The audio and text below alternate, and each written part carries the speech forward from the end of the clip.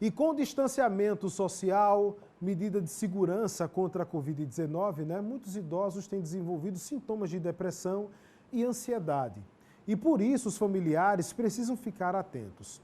Sobre esse assunto eu converso agora com a geriatra Paula Ferraz. Doutora Paula, muito boa tarde, bem-vinda ao programa, bem-vinda ao Ronda Geral.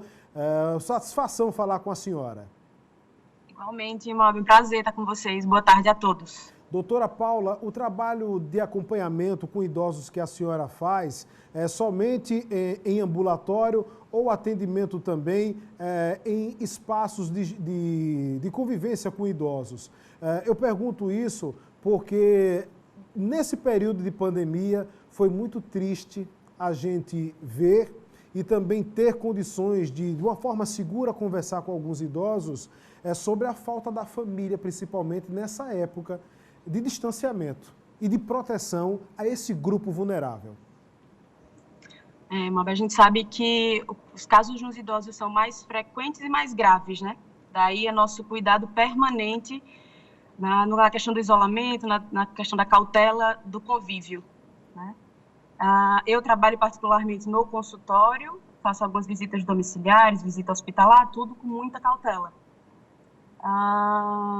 E realmente a gente tem visto que os casos continuam aumentando e a cautela tem se perdido um pouco, que além do Covid, claro que a gente tem medo da doença, a gente vê que os idosos têm outras doenças crônicas que também têm piorado, né? Como as causas demenciais e as questões da depressão do idoso. Doutor, em relação ao atendimento domiciliar, o cuidado deve ser redobrado? Porque alguns idosos convivem com pessoas que precisam sair de casa para trabalhar e para fazer compras. Então, qual a orientação que a senhora tem dado nesses atendimentos, especialmente para as pessoas que convivem com pessoas idosas no seio familiar? Perfeito. A gente, quando vai fazer assistência médica domiciliar, tem todos os cuidados necessários, né? Extrema cautela, porque a gente sabe o risco, né, da vulnerabilidade deles. Em relação aos familiares ou cuidadores, né, que é muito comum ter, formais ou informais, a gente tem que ter o cuidado redobrado, porque esse é o vetor de transmissão principal, né? Então, ter toda a cautela possível. Claro que o idoso e o cuidador familiar ficaram o mais isolado possível, mas caso o cuidador precise sair para resolver problemas de dia a dia, sai com toda a cautela. Então, máscara o tempo todo, álcool em gel o tempo todo e sair o mínimo possível, né? Voltou para casa e precisou entrar em contato com o idoso, aqueles idosos que precisam de maior assistência, né? Troca de fralda, mudança de decúbito no leito, assistência da alimentação via oral. Sempre o acompanhante, o familiar, está de máscara e o mais afastado possível, né? Além de sempre a higiene da mão antes e depois do contato com o idoso.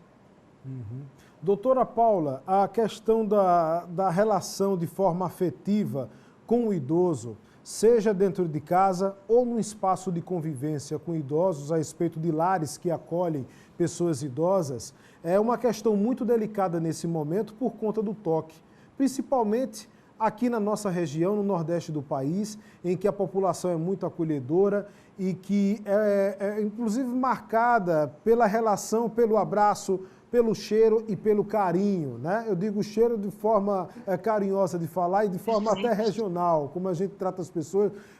Enfim, nesse momento que idosos precisam também do toque em relação à fisioterapia motora, por conta do avançar da idade e outras comorbidades. Como é que se orienta a desenvolver esse trabalho que é tão importante para a manutenção da saúde do idoso num momento como esse?